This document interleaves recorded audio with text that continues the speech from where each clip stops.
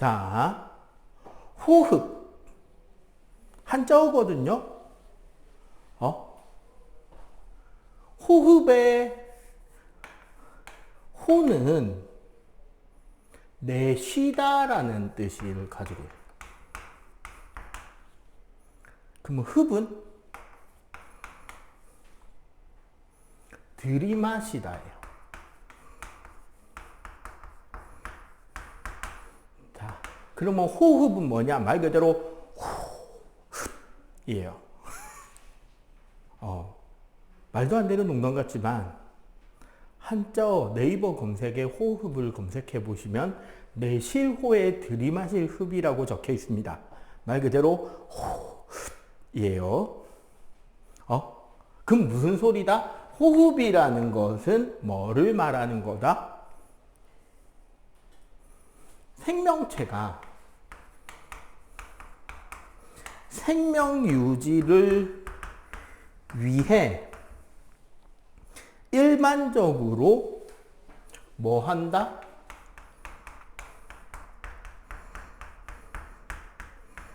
숨을 쉬는 것을 호흡이라고 할 수 있겠죠. 여기서 우리가 숨을 쉰다라고 하는 것을 다르게 표현하면 두 가지로 이야기를 할 수 있게 되는데, 첫 번째는 말 그대로 O2, 산소를 흡수하고 CO2를 우리 몸 밖으로 배출하는 것을 호흡이라고 할 수 있겠죠. 이걸 우리는 뭐라고 이야기할 수 있다? 기체교환이라고 할 수 있죠. 그리고 이것보다 사실 궁극적으로 호흡의 목적은 뭐냐? 요 앞단원, 식물의 광합성과 호흡하면서 할 때 그 호흡의 이야기가 나와야죠. 뭐?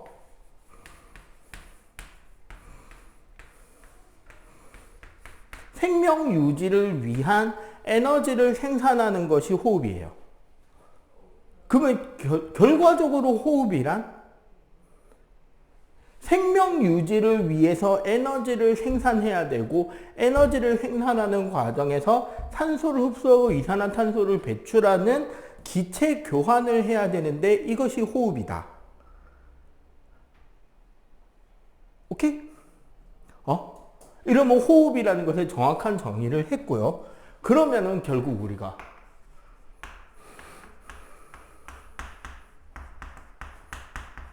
자, 호흡 기관계. 이번 단원 시작할 때 이야기했죠. 기관계라는 게 뭐다? 지지난 시간에 했는데. 기관계.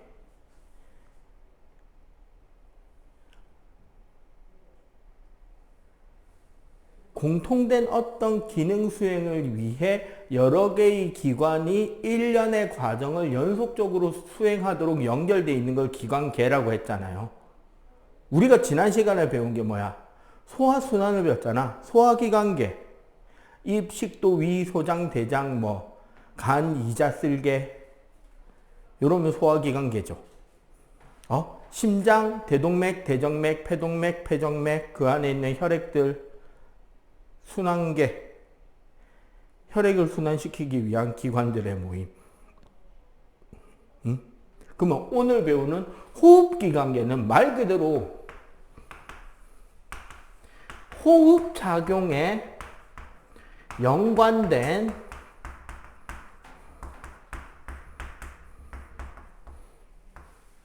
기관들의 모임이 호흡기관계가 된단 말이죠. 그래서 그냥 줄여서 호흡계라 그러는데 뭐가 있다?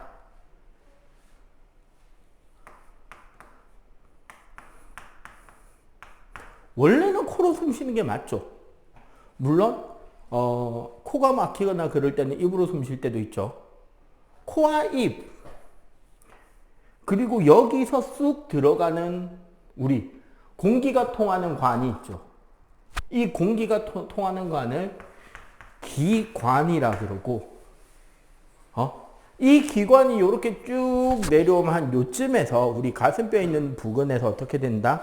양쪽으로 갈라지고 여기에서 또 아주 잘게 갈라집니다. 기관이 Y자로 갈라지는 곳을 우리는 뭐라고 한다? 기관지라고 해요.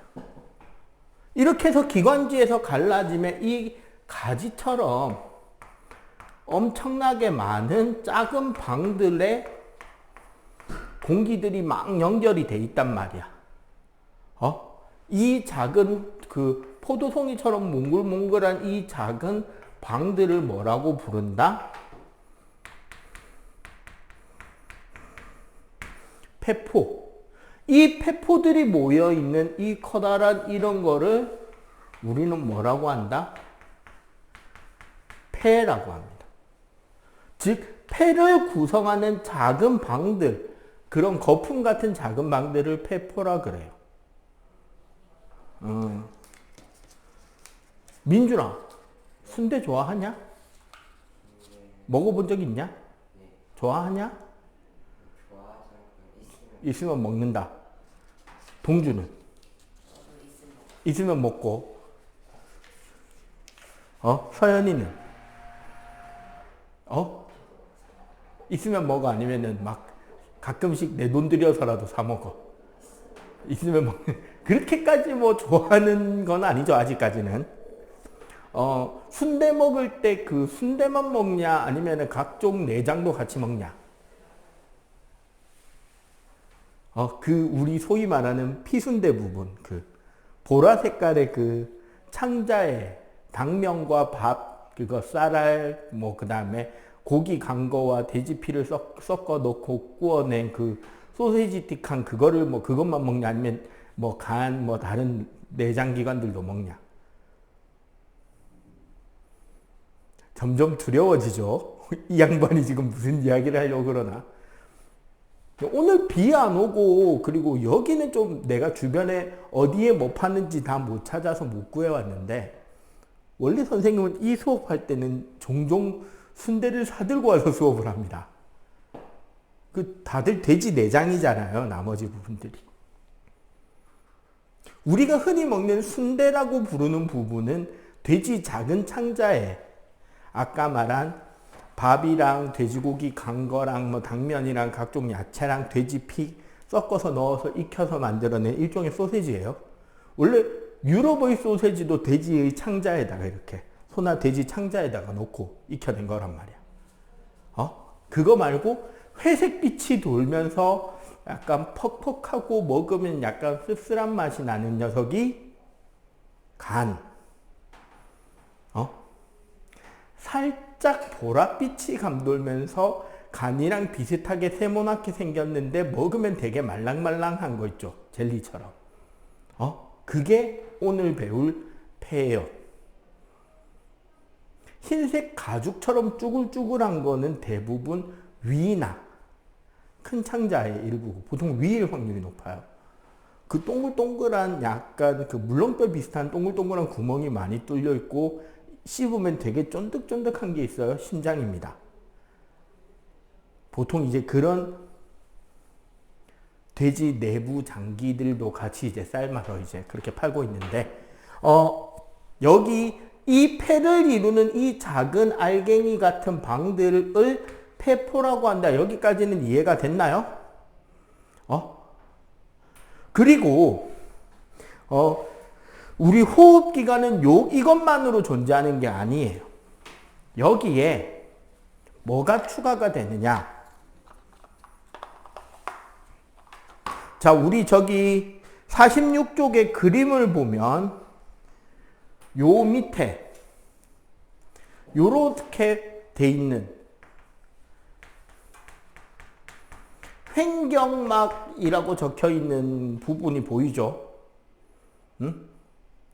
이 횡격막을 우리는 가로막이라고도 부르고, 참고로 돼지의 가로막을 부르는 다른 명칭이 하나 있습니다. 고기 좋아하는 사람들은 은근히 이 부위 고기 참 맛있고 좋아하는데 이게 여기인 줄 아는 사람들은 되게 적어요. 이 횡격막 부분에 붙어있는 근육고기가 되게 맛있거든? 그걸 우리는 뭐라고 부를까요? 자, 돼지고기 각 부위별 이름을 쫙 떠올려 보는 거야. 뭐일 것 같아? 가로막. 이 단어가 바뀌어서 부르는 이름이에요.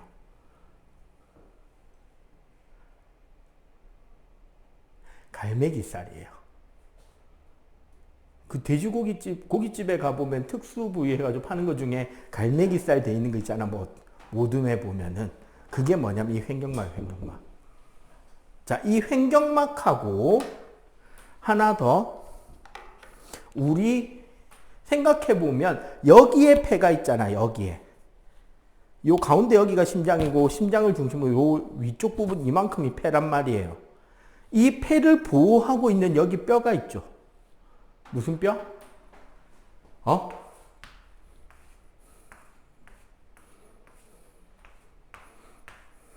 갈비뼈가 있지. 그리고 가운데 무슨 뼈? 여기 이렇게 가운데 가슴뼈가 있다는 거야. 여기 딱 눌러보면 딱딱하잖아. 그래서 가슴뼈, 갈비뼈, 그 안에 요렇게 횡격막. 요렇게 돼 있는 이 공간을 우리가 흉곽이라고 하는데, 요 전체 공간을 흉곽이라고 하는 공간 안에 저렇게 허파가 들어있다라는 겁니다. 자, 전체적인 구조를 그냥 간단하게 봤고요. 각 부분별 특징을 이야기할게요. 자, 코. 자, 코를 딱 우리가 생각해 봅시다. 일단 코 하면 딱 떠오르는 게, 코 안에 우리 뭐가 있죠? 코 안에 뭐 있어요? 콧구멍 안에 뭐 있어? 잘 생각해 봐. 털이 있고, 또 뭐도 들어있죠? 점액이 들어있습니다.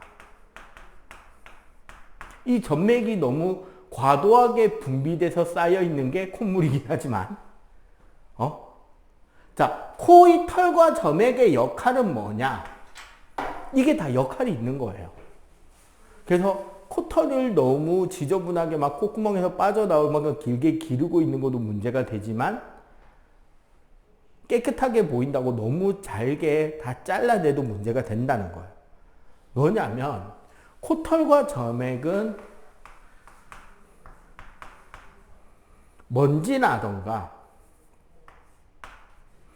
각종 이물질을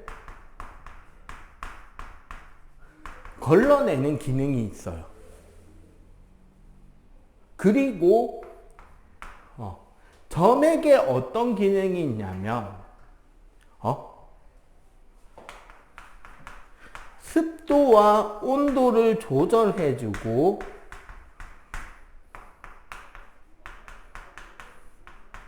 어느 정도의 면역 기능도 있습니다. 그 콧물이나 우리 침이나 콧물 같은 우리 몸에서 나오는 점액에는 나중에 여러분들 고등과정 가면 배우는데 라이소자임이라고 하는 어떤 물질이 분비가 같이 되거든요. 얘네들이 어느 정도의 살균 혹은 균의 활성도를 떨어뜨려주는 역할을 해요.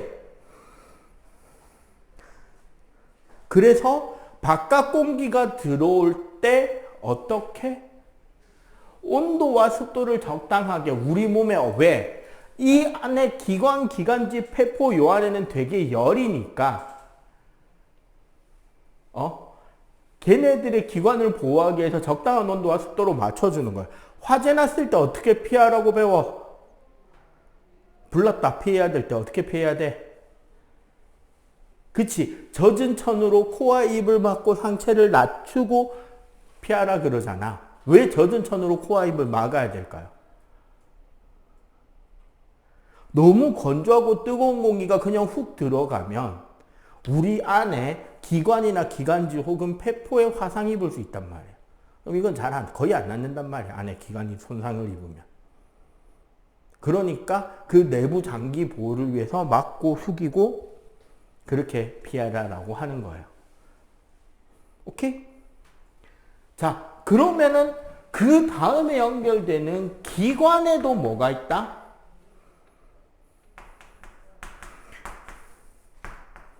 결국 털입니다. 섬모라고 하는 털이 나 있는데 얘가 하는 게 얘도 이물질 제거를 합니다. 경험이 있으려나 모르겠다.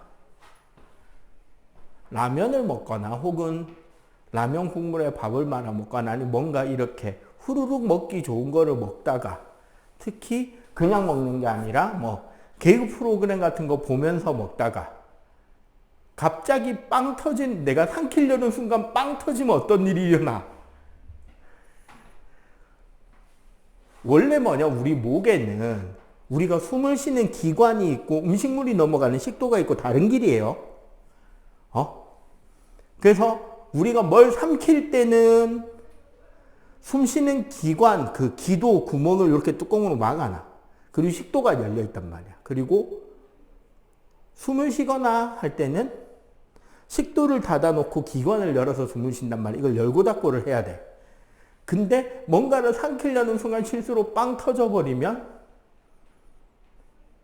음식물을 위해서 넘어오고 있는데 기관이 열려버린다는 거지. 그럼 어떻게 된다? 밥알이나 면발의 일부가 기도로 넘어가는 일이 생기는 거야. 그러면 넘어간 건 그러면 그 안에 그냥 들어가고 많이 아니죠. 털에 걸려요. 그러면 그 털은 순간적으로 엄청난 간지러움과 따가움을 여러분들에게 느끼게 하면서 뭐 하게 한다? 하게 하는 거야. 애취하는 재채기는 허파 안에 있는 공기들을 순간적으로 움츠리게 함으로써 압력을 줘서 확 밀어 올려 버리는 거야, 위로. 강한 바람으로. 그러면 그 밥알이 입으로 넘어가던 게 갑자기 센 힘으로 밀어버리니까 어디로 빠져나오게 된다? 쑥 밀려 올라서 콧구멍. 그러면은 특히 라면 면발 이 코를 통해서 빠져나오면 쭉 빠져나오는 동안 계속 따갑고 막 느낌 지랄 맞죠? 그지? 한 번쯤 경험해봤잖아. 재채기 하다가 코로 밥알 한두 개 정도 나와봤을 거 아니야, 살아오는 동안. 그게 그거예요. 요 기관으로 넘어간 이물질이 재채기를 통해서 제거가 되는 것입니다. 자, 그 밑에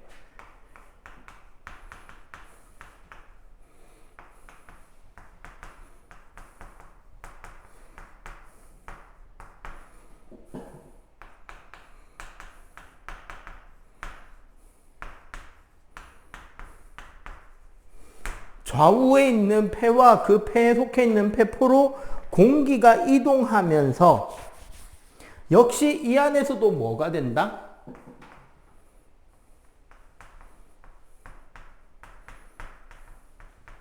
이물질 제거는 계속됩니다.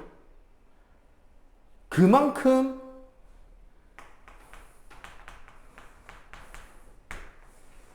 폐포가 중요하다는 거예요. 폐포에는 절대로 이물질 들어가면 안 되는 거지. 폐포는 얇은 세포로 된 막과 여기에 뭐가 와 있다? 모세혈관이 와 있어요. 그래서 뭐가 일어난다?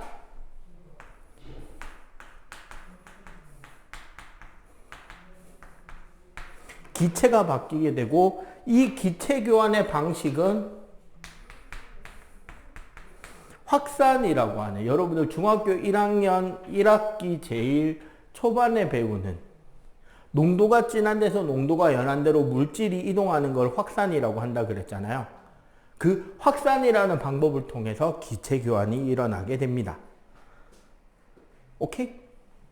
그러니까 결국 여기서 폐포까지 오는 거는 공기 말고 다른 이물질이 들어오지 못하게 어떻게든 최대한 이 섬모들이, 털들이 걸르고 재채기로 빼내고 하면서 깨끗한 공기만 넣어주고 산소를 흡수하고 이산화탄소 배출하고 그걸 밖으로 빼내고 들이마시고 내뱉고 들이마시고 내뱉고 하고 있는 거예요.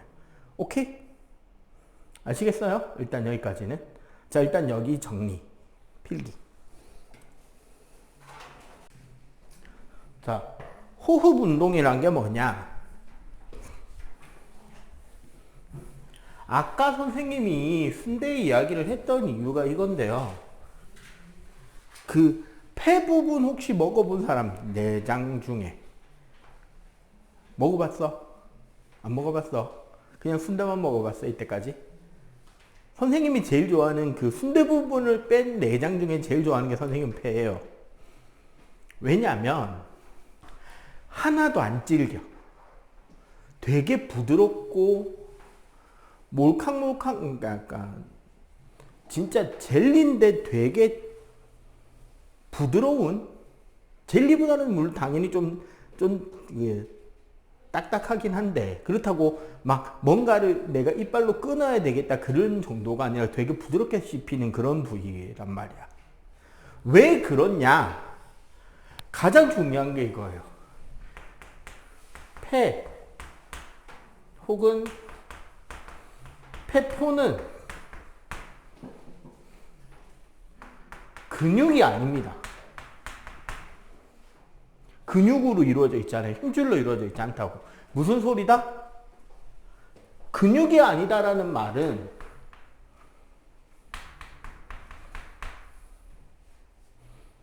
스스로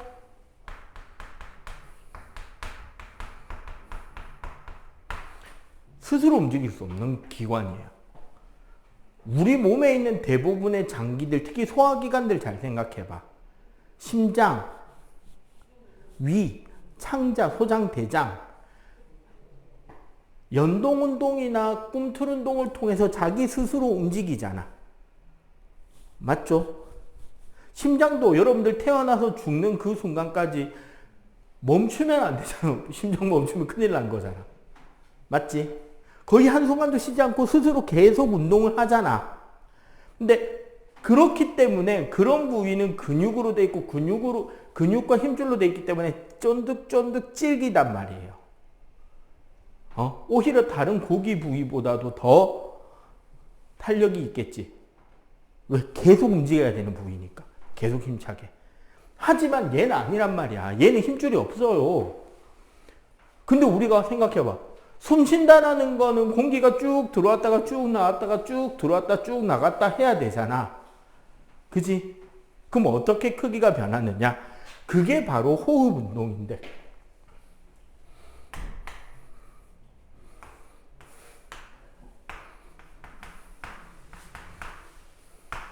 그래서 어떻게 되느냐?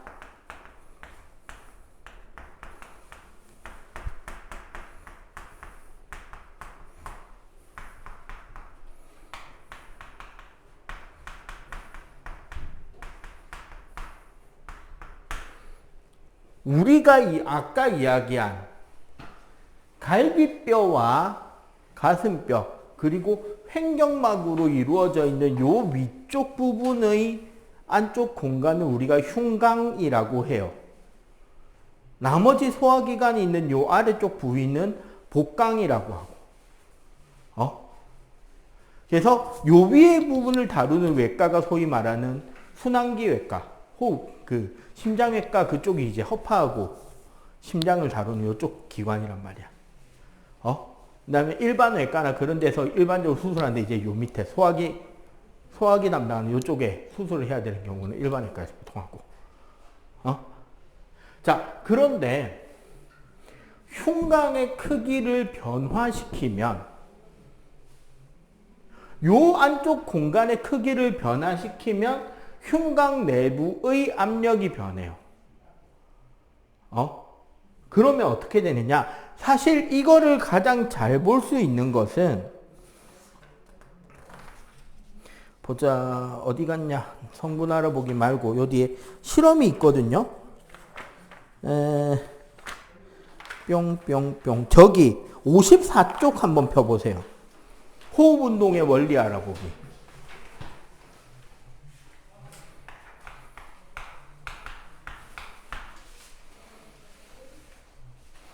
자, 54쪽의 이 장치를 보면 페트병으로 된 병 부분이 있고,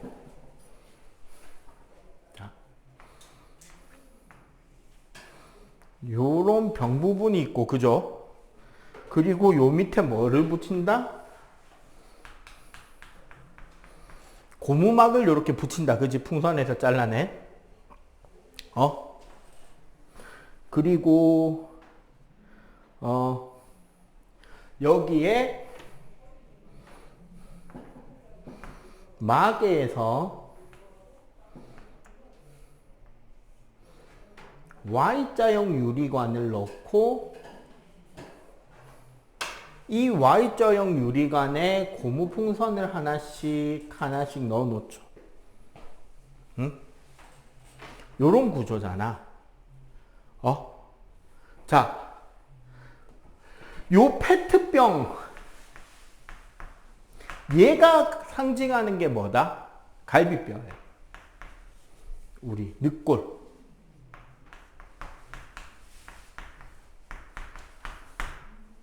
자, 여기 고무막이 상징하는 게 요 그림에서 뭐일까? 네.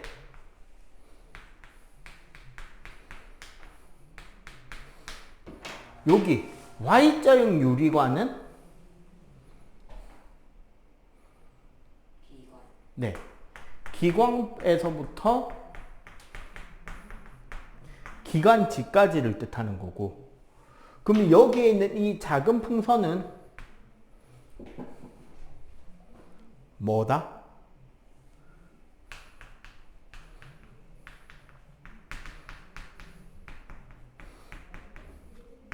얘가 폐포라는 거죠.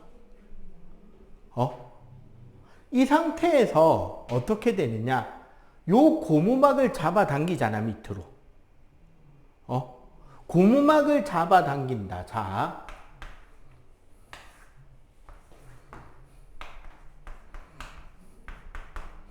고무막을 내리면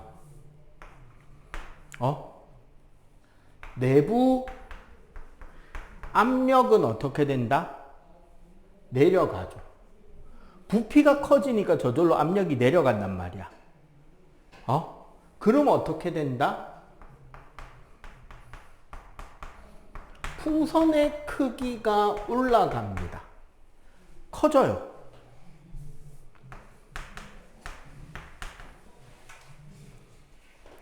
어떻게? 공기가 밖에서 안으로 들어오게 되는 거야. 여기가 압력이 낮으니까 이쪽 공간, 흉곽의 압력이 낮아지니까 저절로 공기가 들어와서 여기 폐포의 역할을 하는 풍선이 커집니다. 잡아당기면.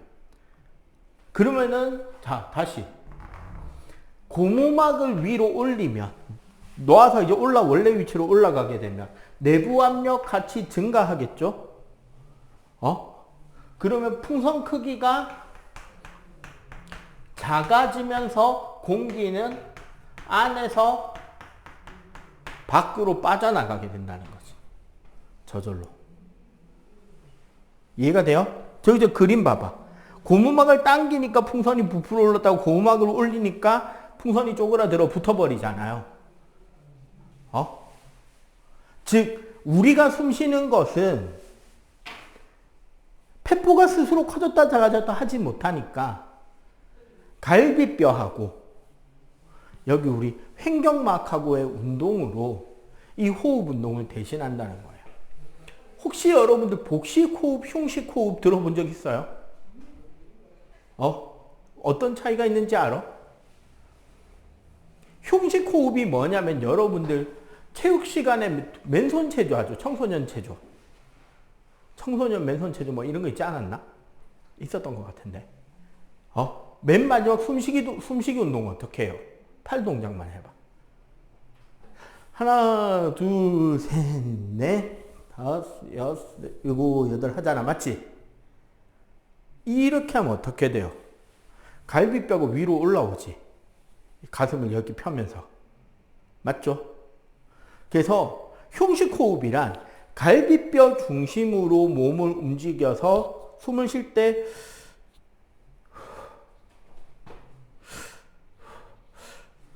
요렇게 여기가 움직이는 게 흉식호흡. 나 흉식호흡이 안 돼요, 선생님은. 어릴 때부터 습관을 복식으로 길러서. 복식호흡은 우리가 보통 배가 앞으로 나온다라고 알고 있잖아. 배가 나오는 이유가 뭐냐면 배가 나오는 게 아니라 실제로 숨을 거기까지 못 쉬잖아. 여기에 기관이 연결되어 있는 게 아니니까. 횡격막이 내려오면서 내장기관을 눌리니까 밀려 나오는 거야.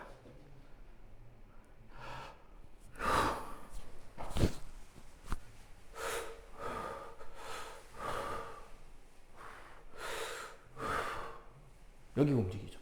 여기는 안 움직이고. 이해가 돼요? 복식, 자, 복식 호흡, 흉식 호흡. 사실 똑같아요. 뭐, 복식으로 해야 오래 살고 흉식으로 하면 금방 좀 그런 거 없습니다. 그런데 일반적으로 더 자연스러운 호흡. 애기들 잘 때 숨 쉬는 거 보면 어디가 움직여? 배가 움직이잖아. 아마 사람은 원래는 흉식 호흡보다는 복식 호흡이 정상적인 호흡이 아닐까라고 이야기를 하는 거죠. 애기들 잘 때 아주 편안하게 걔네들이 뭘 배웠냐고 아니잖아. 근데 본능적으로 어떻게 숨 쉬어? 배로 숨 쉬잖아. 그지? 알겠어요? 요런 운동을 해서 이렇게 결국 뭐? 흡기, 들숨, 날숨, 보통 요걸 우리가 호기라고 하는데, 요렇게 움직여서 우리가 공기를 들이마시고 내뱉고 한다라는 겁니다. 오케이? 자, 일단 여기 정리. 자, 사실 호흡을 좀 구분하자면 외호흡, 내호흡, 세포호흡이 있어요.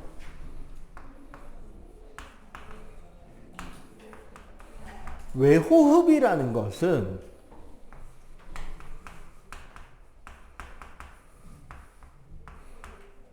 폐포와 허파의 모세혈관 사이에서 일어납니다. 어떻게? 폐포에서 모세혈관으로 산소가 좀 더 많이 들어가고요. 모세혈관에서 폐포로 이산화탄소가 일반적으로 나온다라고 이야기를 하는 게 외호흡이에요. 그렇게 해서 이 외호흡을 통해서 나가는 쪽, 여기서 들어오는 게 들숨, 여기서 나가는 게 날숨이라고 이야기를 하는 거고, 우리가 중등 교과에서 일반적으로 말하는 호흡의 부분, 호흡계에서의 호흡은 우리는 이제 여기를 말하는 거죠. 근데 사실 여기서 일어나는 게 호흡의 전체는 아닌 거지. 그럼 뭐 어디에서도 기체교환이 있다? 내호흡이 또 있겠죠. 내호흡은 어디에서? 온몸의 모세혈관에서 뭐와?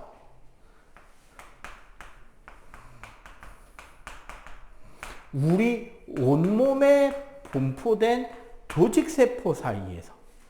자, 모세혈관에서 조직세포로 모세혈관으로도 기체교환이 일어난다는 거죠.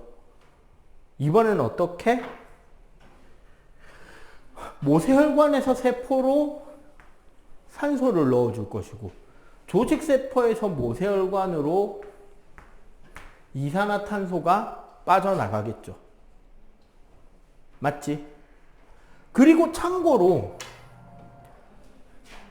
여기랑 여기를 연결하는 시스템이 바로 뭐다?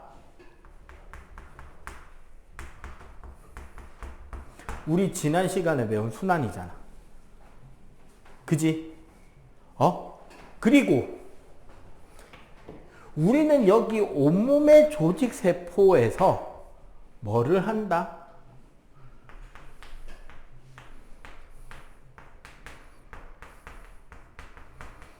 포도당을 산소로 분해해서 뭐와 뭐와 뭐가 생긴다. 네 이번에 대답 못하고 혼낼 거야. 왜? 시험 쳤으니까. 뭐랑 뭐랑 뭐가 생긴다. 그렇지. 이산화탄소 또 또 네, 맞습니다. 여기서 에너지를 얻기 위한 요 일련의 과정은 어디에서 일어난다?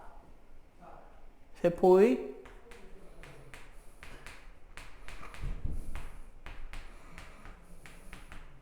우리 세포 안에 있는 미토콘드리아라고 하는 그 세포 내 소기관이 있거든요. 거기서 에너지를 얻기 위해서 하는 이거를 우리는 세포호흡이라고 합니다. 진짜 호흡의 목표는 여기인데 우리가 호흡기관계에서 배우는 거는 여기라는 거예요. 아시겠어요? 응? 자, 이때 봐봐. 자, 요거 한번 비교해 봅시다.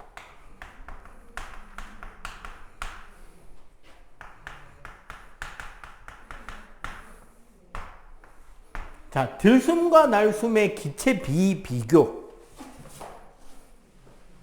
자, 제일 먼저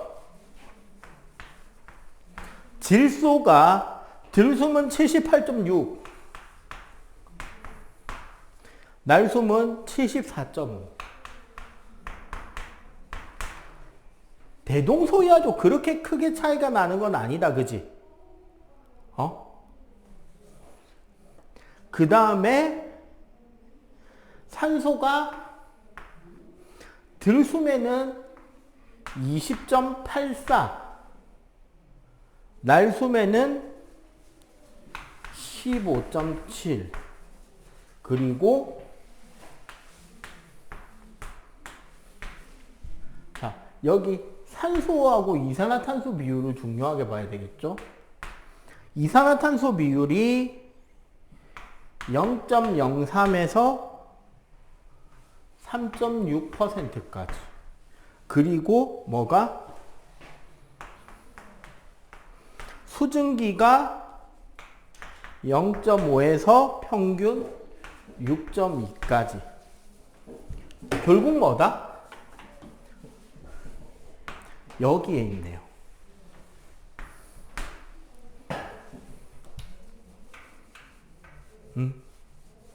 우리가 결국은 호흡의 부산물 혹은 노폐물인 물과 이산화탄소를 우리 몸 밖으로 빼내기 위해서, 그리고 그 과정에서 어떻게 사실은 산소를 흡수하는 거죠. 왜? 사실 여기 들숨이라는 거는 지구 표면의 공기하고 그대로잖아. 맞죠? 우리 지표분의 공기 비율이잖아요. 맞지? 근데 거기서 사실은 수증기량이 늘어서 상대적으로 질소가 줄어든 것처럼 보이는 거야. 질소 어차피 우리 몸에서 흡수 거의 안 됩니다. 그런데 어떻게 된다? 산소는 양이 줄고 이산화탄소는 양이 늘었죠. 수증기도 양이 늘었고. 맞지? 쟤네들을 빼내기 위한 과정이라는 거야. 그리고 하지만 이거 중요합니다. 우리 날숨에 이산화탄소가 많다 하지만 4%도 안 됩니다. 사실은 뭐가 더 많다? 날숨에도 질소하고 산소가 훨씬 많죠. 맞지? 상대적으로 들숨에 비해 줄었고 들숨에 비해 늘었다는 거인 뿐이에요. 우리가 날숨에 이산화탄소가 훨씬 더 많다면 무슨 일이 생길까? 인공호흡하면 죽으라는 소리죠.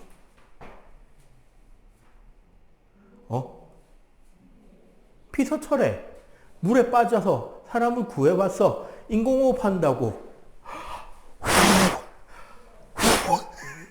야, 이산화탄소가 더 많으면 어떻게 될까?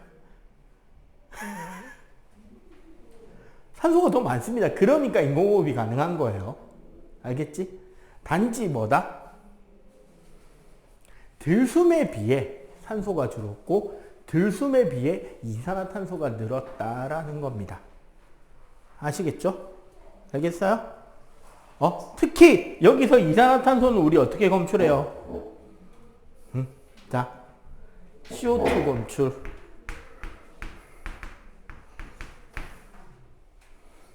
석회수는